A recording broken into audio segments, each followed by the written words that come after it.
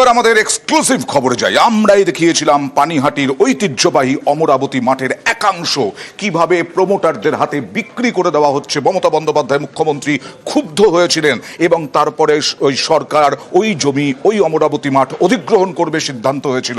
পুরপ্রধানের নাম জড়িয়েছিল, তাকে ইস্তফা দেওয়ার নির্দেশ দেওয়া হলো। তার পাল্টা প্রশ্ন, মুখ্যমন্ত্রীর সোজা হিসেব কোনো অন্যায়কে প্রশ্রয় দেবেন না। দলের মধ্যে যারা বিশেষ করে মিউনিসিপ্যালিটি চালাচ্ছেন, পঞ্চায়েত চালাচ্ছেন, তাদের এই বার্তাটা পরিষ্কার হওয়া উচিত। কোন কারণে আমাকে ছাড়তে হবে এটা আমি জানতে চেয়েছি। অমরাবতী মাঠ অনেকে বলেন সোদপুরের ফুসফুস। এই মাঠেই জমি হাঙরদের নজর, মাঠের একাংশ বিক্রি করে প্রমোটিং এর ছক। এই ঘটনায় নাম জড়ায় পানিহাটি পুরসভার চেয়ারম্যান মলয় রায়ের। বিষয়টি নজরে আসতেই কড়া মুখ্যমন্ত্রী অমরাবতী মাঠ অধিগ্রহণ করার নির্দেশ দেন। এরপর মঙ্গলবার পানিহাটি পুরসভার চেয়ারম্যান মলয় রায়কে ফোন করেন পুরমন্ত্রী ফিরহাদ হাকিম। এদিনই তাকে পুরপ্রধানের পদ থেকে ইস্তফা দেওয়ার নির্দেশ দেন। মুখ্যমন্ত্রীর সোজা হিসেব কোনো অন্যায়কে প্রশ্রয় দেবেন না। ক্যাবিনেটেও বারবার বলেছেন, উনি অন্য সময় বারবার আমাদের দলীয় সভায় বলেছেন, কোনো অন্যায়কে প্রশ্রয় আমাদের মুখ্যমন্ত্রী মমতা বন্দ্যোপাধ্যায় দেন না। দলের মধ্যে যারা বিশেষ করে মিউনিসিপ্যালিটি চালাচ্ছেন, পঞ্চায়েত চালাচ্ছেন, তাদের এই বার্তাটা পরিষ্কার হওয়া উচিত। মানুষ কি চাইছে, কোনটা ঠিক কোনটা অন্যায়, এটার নির্বাচনের জ্ঞান প্রত্যেকটা জনপ্রতিনিধির হওয়া উচিত।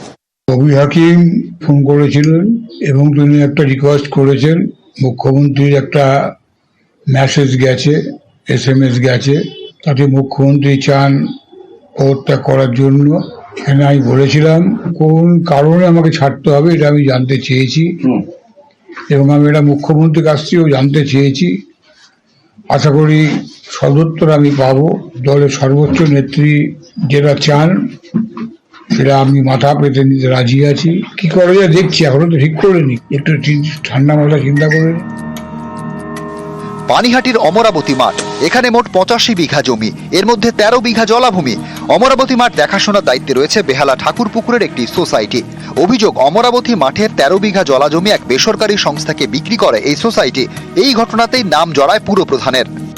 1939 সালে আমরা এই জমিটা কিনি ব্রজকিশোর দত্তর কাছ থেকে আনুমানিক 35,000 টাকায়। আমরা লিখিতভাবে জমা দিই পুরো প্রতিনিধি তথা কাউন্সিলর তথা ওখানকার chairman Panihati municipality mister Malay রায়ের সঙ্গে কথা বলি, উনাকে ডকুমেন্ট সাবমিট করি। তার এগেনস্টে উনারই সাইন করা আমাদের কাছে চিঠি আছে। চিঠির কপি আমরা বিধায়ক শ্রী নির্মল ঘোষকে দিই। সেই চিঠির কপি DM অফিসে জমা দিই এবং SDO অফিসে জমা দিই। এই অমরাবতী মাঠ পানিহাটি পৌরসভায় কুপন বিক্রি, একটা কথা বলি, অমরাবতী মাঠে একটা দুব্ব বিক্রি হয়নি, তাহলে আমি অপবাদ দিতে যাবো কেন? আর কুপন মাত্র 7টা কাটা হয়েছে, সেই কুপনটাকে টেম্পার্ড করেছে, সেটা আমরা বের করে নিচ্ছি, খুব শীঘ্রই বের করে নেবো। একটা চক্রান্তের শিকার, এটা অস্বীকার করে লাভ নেই। নিউজ 18 বাংলা।